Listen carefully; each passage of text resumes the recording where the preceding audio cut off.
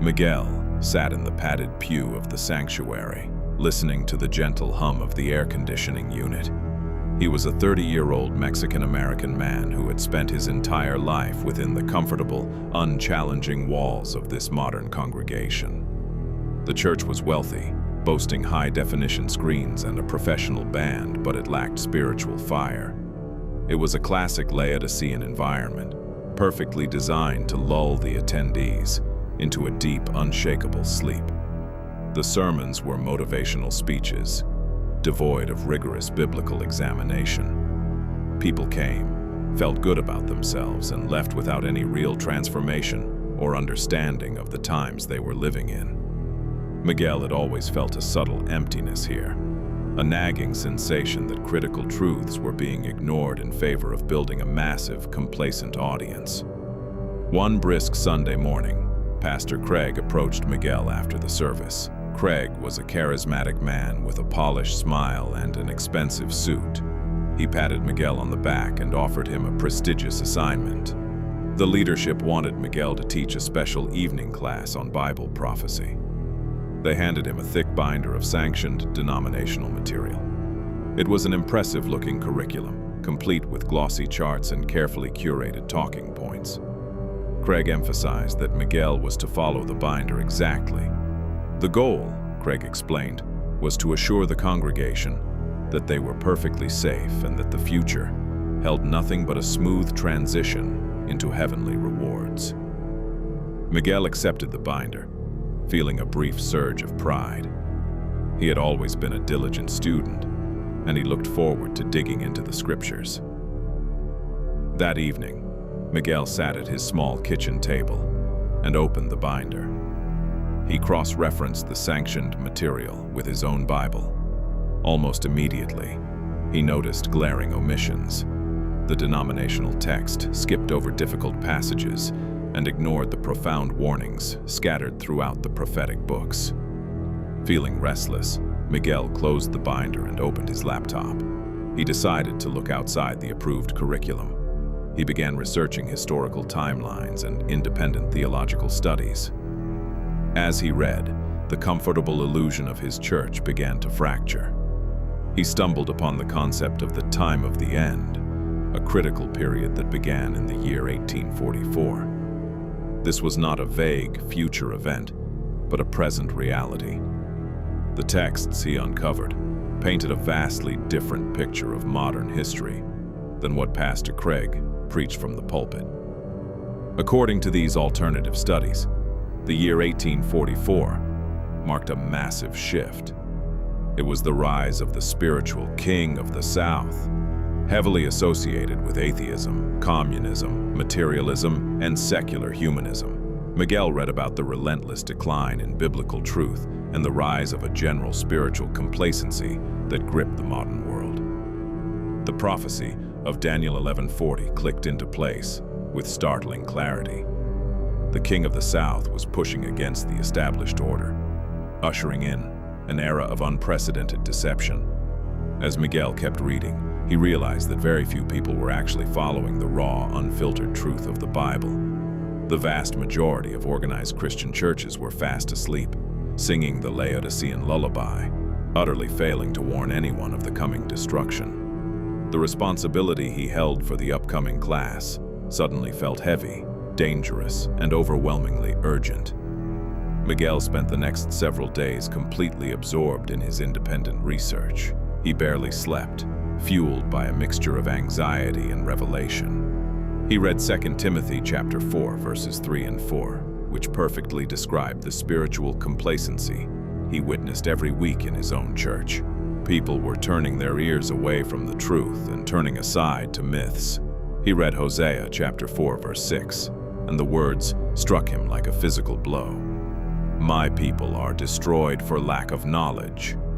The Christians around him were failing to learn biblical truth because they trusted men like Pastor Craig to spoon-feed them comfortable lies. Miguel realized he could not simply parrot the denominational material. He had to uncover the full depth of the deception. He had to understand what the church was hiding, and more importantly, why they were hiding it. The journey ahead was going to isolate him, but he could no longer close his eyes to the spiritual battlefield surrounding him. The deeper Miguel dug into the unsanctioned material, the more the foundational lies of his reality began to unravel. He discovered that the deception went far beyond bad theology. It permeated the very structure of the physical world as taught by secular society. The beast system, an intricate network of control and manipulation, had designed a massive deception to hide the knowledge of the Creator from humanity. The most shocking revelation was the true nature of the earth. According to the ancient biblical texts and the suppressed research he was uncovering, the earth was not a spinning ball flying through a vast, chaotic vacuum. Instead, it was a flat, stationary circle, firmly enclosed by a solid firmament dome. This design proved the existence of a deliberate, close, and intimately involved Creator. Miguel's mind raced as he connected the dots. The beast system had substituted this truth with the concept of a vast, meaningless universe. To explain why things fell to the ground on their spinning ball, the deceivers had invented the concept of a magical pulling force. But the truth, Miguel learned, was simply a matter of density and buoyancy. Objects fell or rose based on their relative density in the medium surrounding them, not because of some invisible, inescapable pull. It was a perfectly balanced, enclosed system. This realization shook Miguel to his core. If the masses understood the firmament and the true nature of the plane they lived upon, the foundational lies of secular humanism and atheism would instantly crumble. The grand deception was necessary for the beast system to maintain its grip on the human mind during this critical time of the end. Armed with this paradigm-shifting knowledge, Miguel returned to his investigation of his own church denomination. He bypassed the public websites and utilized some advanced search techniques he had learned in college to dig into the church's financial and administrative networks. What he found made his blood run cold. His supposedly benign, spiritually asleep church was intimately and secretly connected to a shadowy corporate entity known as Perthelite. Perthelite was a major contractor for the beast system, specializing in massive data aggregation and population monitoring. Miguel discovered hidden databases, showing that the church was actively feeding detailed profiles of its members directly to Perthelite servers. Every prayer request, every financial donation, every counseling session, and every attendance record was being weaponized. The church was not just asleep, it was complicit. The denominational leaders were acting as gatherers for the beast system, tracking members and collecting intimate information for nefarious purposes. Miguel stared at the glowing screen of his laptop, feeling a profound sense of betrayal. The people he worshipped with, the families who brought their children to Sunday school, were all being cataloged and analyzed. The beast system was preparing for something massive, and the church was helping them build the infrastructure of control. Miguel read through 2 Thessalonians chapter 2, verses 1 through 12. The spiritual deception by the Antichrist was not just a future political event. It was happening right now, facilitated by the very institutions claiming to represent God. The mystery of iniquity was already at work, and the strong delusion had been sent. Miguel knew he had to act. He could not stand before his class and teach from the approved binder, while knowing that the church was leading its members to the slaughter. He reviewed the timeline he had been constructing. The period from 1844 AD to the impending population reset was characterized by exactly this kind of institutional betrayal. The rise in materialism and the decline in biblical truth had created the perfect environment for Perthelite to operate in the shadows. The Laodicean church members, stripped of their biblical foundation and their understanding of the true enclosed plane they lived on, had surrendered their freedom of choice to a system they didn't even know existed. Miguel closed his laptop and rubbed his tired eyes. He had to confront Pastor Craig. He had to give the leadership one last chance to repent and expose the Perthelite connection before he blew the whistle himself. The following Tuesday, Miguel scheduled a private meeting with Pastor Craig in the administrative wing of the massive church complex. The office was an intimidating display of wealth, featuring mahogany furniture, expensive abstract art, and floor-to-ceiling windows overlooking a meticulously landscaped courtyard. Pastor Craig sat behind his massive desk, sipping a gourmet coffee and smiling warmly as Miguel entered. Miguel carried his laptop and a folder filled with the printed evidence of the Perthelite data transfers. His heart was pounding against his ribs, but his resolve was absolute. He sat down in the leather chair opposite the pastor and took a deep breath, preparing to shatter the comfortable illusion of their shared religious life. He began by placing the folder on the polished wood surface, sliding it toward the smiling older man. "Pastor Craig, I've been doing a lot of preparation for the prophecy class," Miguel started, keeping his voice steady and even. "In the process of studying, I found some things that we need to discuss immediately. Things regarding the church's data management and our relationship with an organization called Perthelite." Pastor Craig's smile faltered for a fraction of a second, a brief tightening of the muscles around his eyes before returning to its practiced warmth. He didn't reach for the folder. Instead, he leaned back and steepled his fingers. "Miguel, my boy, I told you to stick to the binder. We have a very specific curriculum for a reason. Our congregation needs comfort, not conspiracy theories."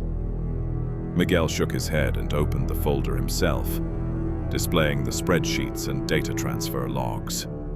"This isn't a theory, Pastor. We are feeding our members' private data to the beast system." Craig let out a patronizing sigh and stood up, walking over to the window. "You are completely overreacting, Miguel. Perthelite is simply a global logistics and data management firm. They help us streamline our worldwide outreach programs. We live on a massive, complicated globe, Miguel. Managing a flock of this size requires modern solutions. It's simple administration, nothing more." Miguel bristled at the pastor's words. The non-believer vocabulary grated on his ears. "It's not a globe, Craig, and you know it. It's an enclosed plane, and you are helping them hide the Creator. You are tracking these people. You are gathering intel for the Antichrist system described in 2 Thessalonians. You are stripping them of their freedom of choice by handing their lives over to an algorithm designed to enslave them." Pastor Craig turned around, his smile completely gone, replaced by a cold, hard stare. "Listen to me very carefully, Miguel. You are a Sunday school teacher, not a theologian, and certainly not a systems architect. You do not understand the gravity of the situation or the forces at play here. The global community is fragile. We are ensuring our place in the future structure." Craig walked back to the desk and slammed his hand down on the folder. "You will stick to the sanctioned material.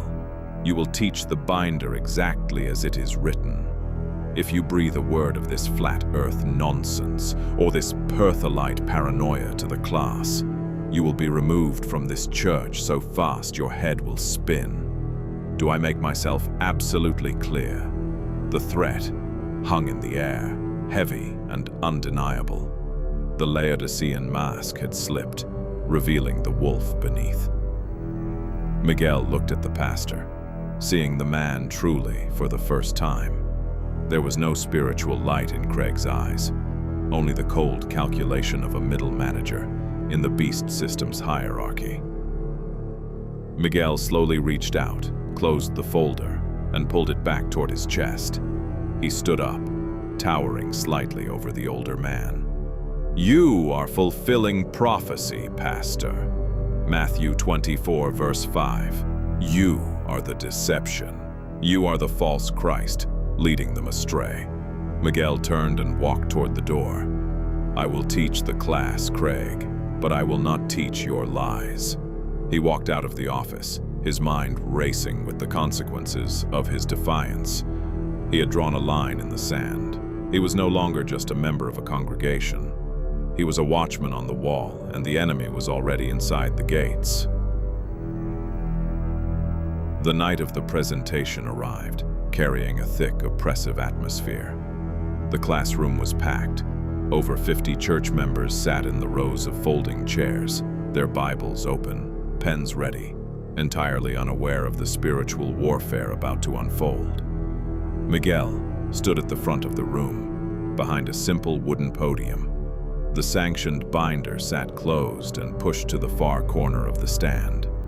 Instead, Miguel had connected his laptop to the overhead projector. In the back of the room, leaning against the wall with his arms crossed, was Pastor Craig. The pastor's eyes were locked onto Miguel, a silent warning radiating from his posture. Miguel took a deep breath, offered a silent prayer for strength, and pressed the button to activate the projector. The screen behind him illuminated, displaying a massive, complex chart. It was the Endtime prophecy timeline. "Welcome, everyone," Miguel began, his voice projecting clearly across the room. "Tonight, we are not going to review the standard denominational material. Tonight, we are going to look at the unfiltered truth of biblical prophecy." A murmur rippled through the audience. Pastor Craig pushed himself off the back wall, his face darkening with anger. Miguel quickly advanced to his first slide. "We have been taught a Laodicean lullaby, designed to keep us spiritually asleep. We are living in the time of the end, a period that began in 1844. According to Daniel chapter 11, verse 40, this era is defined by the rise of the King of the South, which represents the forces of atheism, secular humanism, and materialism that dominate our society today." Miguel pointed to the corresponding section on his intricate timeline, highlighting the specific dates and biblical references. Furthermore, Miguel continued, raising his voice slightly to speak over the growing unrest in the room. "We must understand the nature of the deception we face. We have been lied to about the very ground we walk on. The earth is not a spinning ball in a chaotic void. It is a flat, stationary circle, enclosed by a firmament dome created intentionally by the Most High." Gasps erupted from the audience. Several people shook their heads in disbelief. Pastor Craig was now walking rapidly down the center aisle. "Miguel, stop this immediately!" Craig shouted. But Miguel held his ground. "They hide the firmament to hide the Creator. They use fake concepts like gravity instead of the truth of density to explain away God's perfect design. And this church is complicit. The leadership is feeding your personal data to Perthelite, a beast system contractor, tracking you for the impending population reset." "Turn off that projector!" Pastor Craig bellowed, reaching the front of the room and lunging for the laptop cables. The classroom was in total chaos. People were standing up, shouting questions, some expressing outrage at Miguel's claims, others demanding to hear more about the data tracking. Miguel grabbed his laptop, ripping the cables free before Craig could grab them. The projector screen flashed blue. "Matthew 24 warns us," Miguel yelled over the noise. "Nation against nation, kingdom against kingdom, famines, pestilences. These are the beginning of sorrows. The reset is coming, and this church will not protect you." Two large men, deacons loyal to Craig, grabbed Miguel by the arms. They physically dragged him away from the podium and toward the side exit. Miguel didn't resist the physical force, but he didn't stop speaking. "Read Hosea 4:6. Do not be destroyed for a lack of knowledge." They shoved Miguel out the heavy side doors and into the cool night air. The doors slammed shut behind him, the lock clicking decisively. Miguel stood in the empty parking lot, breathing heavily, his laptop clutched tightly against his chest. He had done it. He had spoken the truth, and he had been cast out for it. The adrenaline slowly faded, replaced by a profound sense of isolation. He looked up at the night sky. He couldn't see the firmament dome through the city lights, but he knew it was there, a protective barrier created by a loving God. His time in the organized church was over. He had been rejected by the Laodicean system, but the mission was far from finished. If he couldn't reach the people inside the comfortable walls of the sanctuary, he would have to find a way to broadcast the warning to the entire worldwide plain. He walked to his car, his mind already formulating a new plan of attack. Excommunicated and entirely isolated, Miguel transformed his small apartment into a dedicated production studio. He purchased a high-quality microphone, a camera, and lighting equipment. He was determined to bypass the corrupted institutional churches and bring his message directly to anyone willing to listen. He launched a YouTube channel under the banner of the WATCHMEN. His first series of videos were dedicated to meticulously breaking down the Endtime prophecy timeline he had created. He spent hours editing the visuals, ensuring that the complex connections between the biblical texts and historical events were easy to understand. He started at the very beginning, detailing the ancient kingdoms. He explained how Babylon, represented by the head of gold and the lion with eagle's wings from Daniel chapter 2 and 7, set the foundational blueprint for the beast systems that would follow. Miguel recorded late into the night, his voice filled with urgency. In his next episode, he moved through the timeline covering Media Persia, represented by the chest and arms of silver, and Greece, the belly and thighs of bronze. He showed how these empires transitioned power, leading to Rome, the terrifying beast with 10 horns. But the core of his message focused on the transition into spiritual Rome, the little horn that attacked the sanctuary and established the long era of deception. Miguel's videos were dense with scripture, cross-referencing Daniel and Revelation to build an undeniable case. He explained the Chazon, the 2300-year prophecy, stretching from 457 BC to 1844 AD, ending with the cleansing of the sanctuary and the beginning of the crucial time of the end. As he uploaded the videos, Miguel felt a deep sense of purpose. He was finally utilizing his freedom of choice, God-given abilities and resources to serve the truth, rather than a compromised denomination. He dedicated an entire hour-long episode to the King of the South phase. He passionately argued that the current worldwide rise of atheism, communism, and spiritualism was not a random cultural shift, but a calculated push against biblical truth. He warned his viewers about the Laodicean complacency that had infected modern Christianity. He urged them to reject the sanctioned lies, to study the scriptures for themselves, and to recognize the firmament dome that declared the glory of the Creator.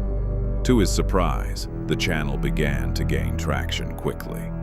People who felt the same nagging emptiness in their own churches were finding his content. Comments flooded in from across the plain, thanking him for his courage. However, the success was short-lived. Just as his subscriber count spiked, the beast system noticed him. Miguel logged in one morning to find that his engagement had completely flatlined. His latest video, a deep dive into the impending false prophet and the lamb-like beast with 2 horns, had barely a fraction of its normal views. The comments section was eerily silent. He searched for his channel using an incognito browser and found that his videos no longer appeared in the search results. Even when typing his exact title, he had been shadow banned. The algorithmic suppression was absolute. Perthelite, or an entity just like it, had flagged his account. The system was actively working to silence him, restricting his reach to prevent the spread of the warning. Miguel stared at the screen, a cold realization settling over him. The window of opportunity to wake the sleeping masses was rapidly closing. Knowing the digital censorship would only intensify, Miguel changed his strategy. He understood that the current internet infrastructure would not survive the impending catastrophic events. According to his intense study of Matthew 24, the beginning of sorrows would culminate in a massive population reset. The nation against nation conflicts, the famines, and the orchestrated chaos were merely the prelude to a devastating destruction. Miguel drove to a local electronics store and purchased a dozen high-capacity, ruggedized flash drives. He returned to his apartment and began the painstaking process of downloading every single video, every chart, every document, and the high-resolution master file of the Endtime prophecy timeline. He was no longer trying to start a movement in the present. He was building an archive for the future. He was preserving the light for those who would endure the coming darkness. The atmosphere in the city shifted from general anxiety to outright panic over the course of a few short weeks. The news cycle became a relentless drumbeat of escalating conflicts and severe resource shortages. The nation-against-nation warfare predicted in Matthew 24 was exploding across the worldwide plain. Miguel watched from his apartment window as the social fabric began to tear. Supermarket shelves were stripped bare, and the distant wail of sirens became a constant background noise. The Laodicean churches, which had promised peace and safety, were completely unprepared. Their congregations were terrified, possessing no foundational truth to anchor them in the storm. Miguel felt a heavy sorrow for them, but his focus was entirely on the task at hand. He was in a race against time, furiously copying data onto the ruggedized flash drives. In his final, unlisted video recordings, Miguel spoke directly into the camera, addressing a future audience he would never meet. He meticulously explained the transition phase that would follow the imminent destruction. After the population reset, Miguel's recorded voice warned, "There will be a short space of time. During this period, the surviving world will be forcefully reorganized. The beast system will implement the new world order, dividing the remaining territories into 10 distinct regions." This is the fulfillment of Revelation chapter 17, the 10 kings who give their power to the beast. Do not be deceived by the promises of restoration and peace they will offer. It is a trap designed to lead humanity into the final enforcement of the mark. He detailed the loud cry, the final message that had to be spread to combat the ultimate deception. Miguel finished loading the last of the 12 flash drives. He sealed them inside small waterproof metal canisters. He knew the Earth in its present form was about to be profoundly altered, likely by a catastrophic nuclear reset, orchestrated by the hidden elites to thin the population and consolidate total control.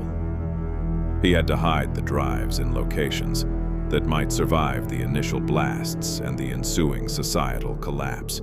He spent the next 3 days moving covertly through the city and the surrounding countryside.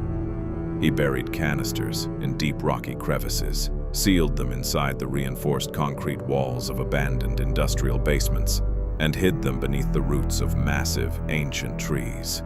He mapped the locations mentally, trusting that Providence would guide the right survivors to find them. He was a watchman leaving his post, ensuring the warning bells would still ring long after he was gone.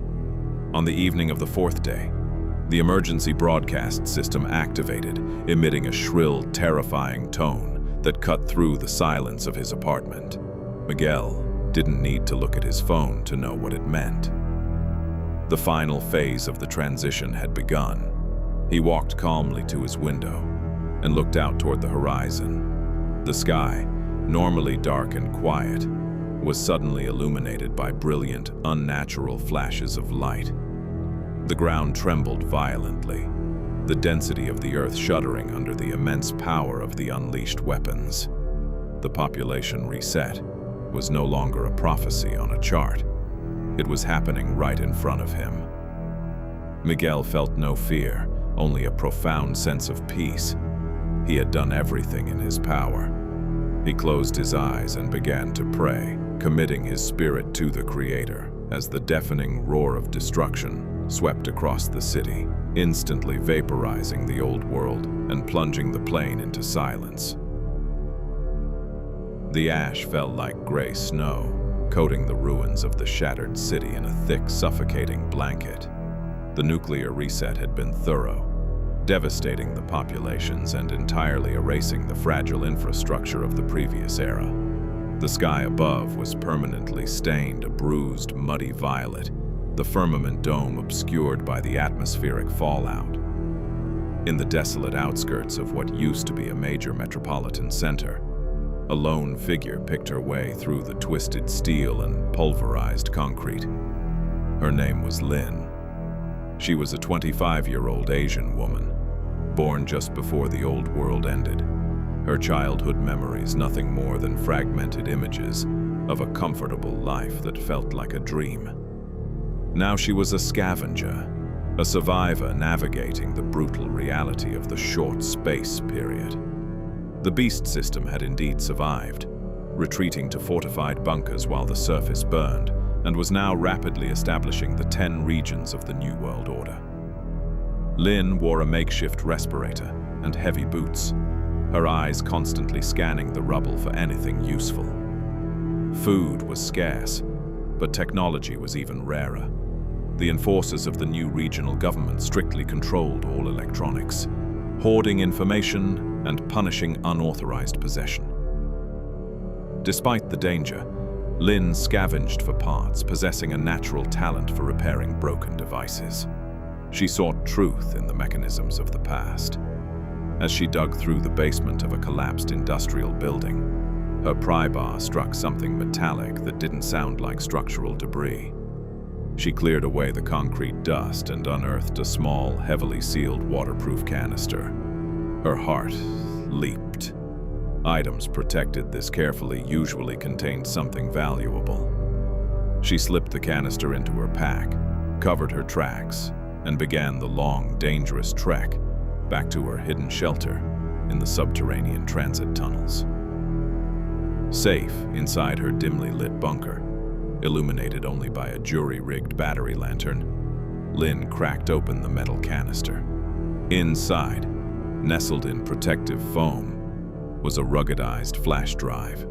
It was pristine, completely untouched by the devastation above. Lynn's hands trembled slightly. She moved to her workbench where she had painstakingly assembled a crude but functional computer terminal, using salvaged motherboards and a cracked LCD monitor. She powered on the machine, holding her breath as the cooling fan whined in protest. She inserted the flash drive into the USB port. The screen flickered and a directory window opened. There were no encrypted files, no passwords required. It was a massive archive titled The WATCHMEN. Lynn clicked on the first video file, labeled Endtime Prophecy Timeline. Start here. The screen shifted and a man appeared. He was Mexican-American, in his early 30s, speaking with an intense, calm authority.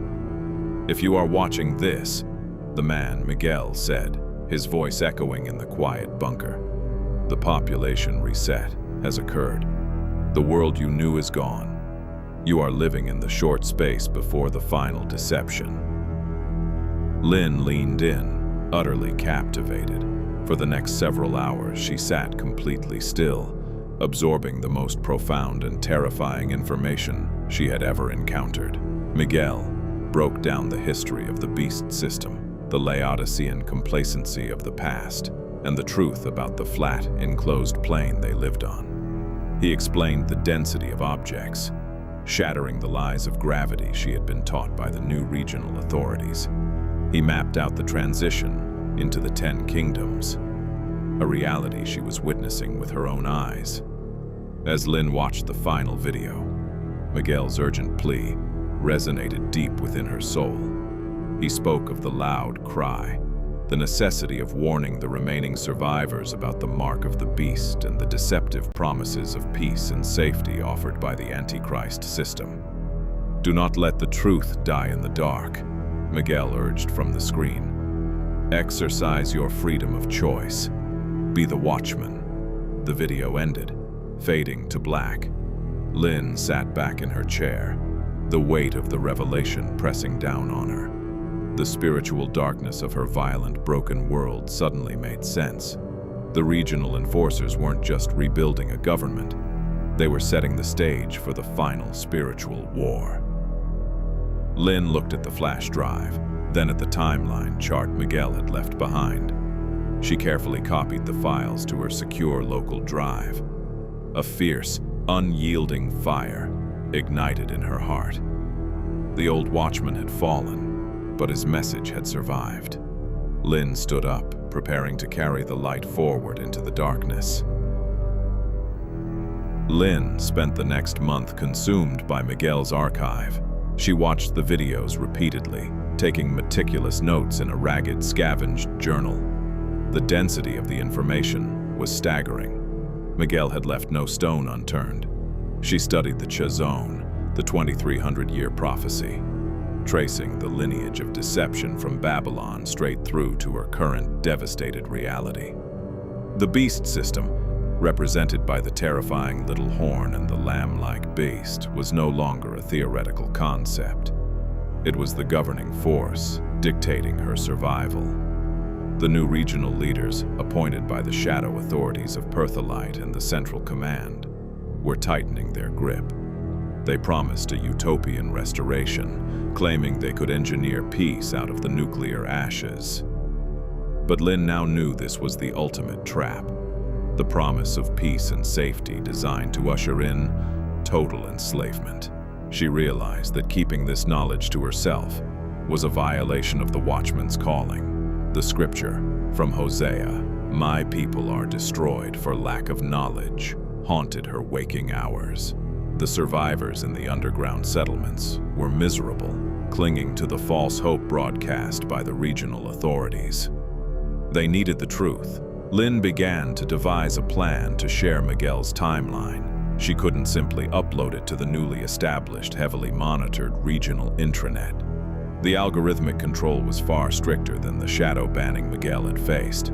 The system would instantly flag the content and dispatch enforcers to her location.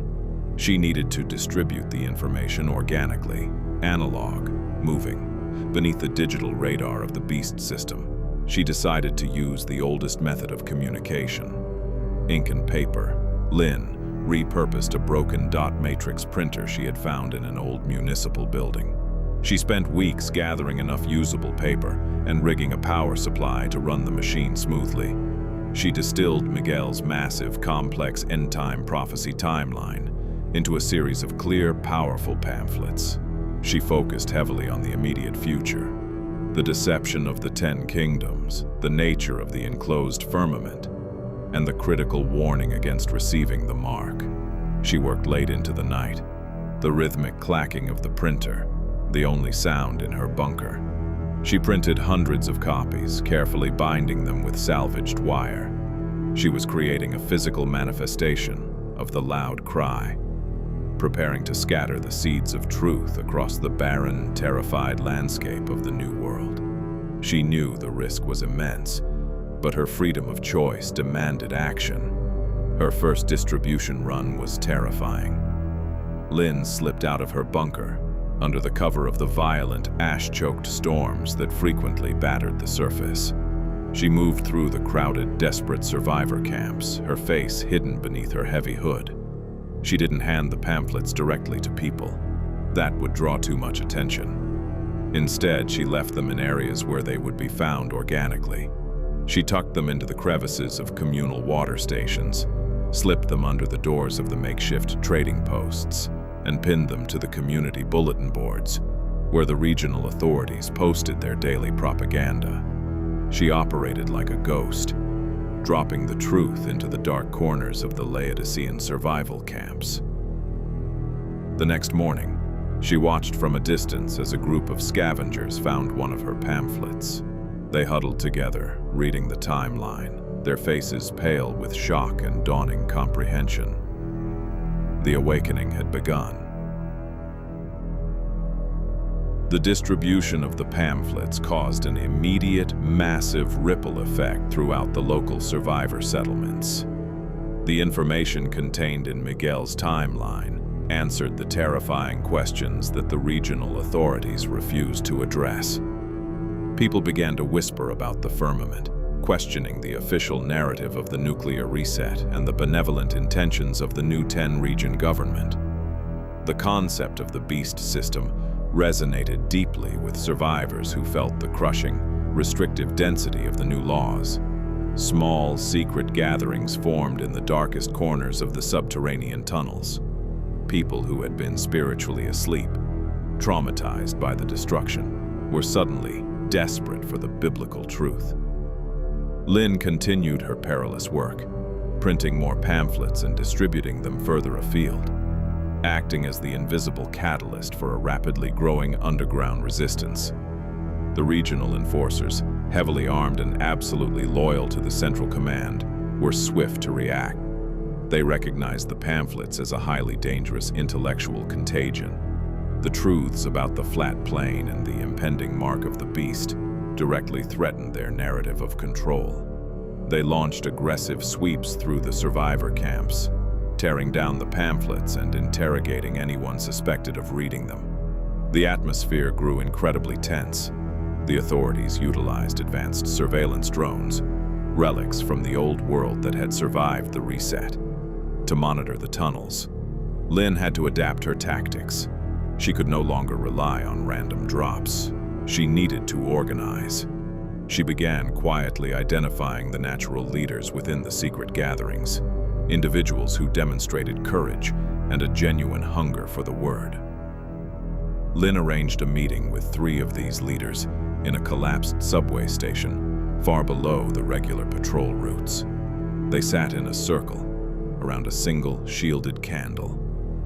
Lynn finally revealed herself as the source of the pamphlets. She presented them with Miguel's original flash drive, proving the authenticity and depth of the research. She explained the necessity of the loud cry, quoting Revelation chapter 18. "We cannot fight them with weapons," Lynn told the small group, her voice echoing softly in the cavernous space. "This is a spiritual war. The Antichrist system will demand worship and compliance. They will use the illusion of the globe and the promise of safety to enforce the mark. Our only defense is absolute truth. We must copy these files. We must teach others the timeline. We must prepare them to stand firm when the final judgment begins." The leaders agreed, taking on the heavy burden of the Watchmen. Lynn showed them how to build crude offline viewing devices, replicating her own setup. They became a decentralized network of truth-tellers, operating completely outside the beast system's digital panopticon. The regional authorities increased their crackdowns, desperate to stamp out the rebellion, but the truth had taken root. The blood of the martyrs, Lynn knew, would only serve to water the seeds they were planting.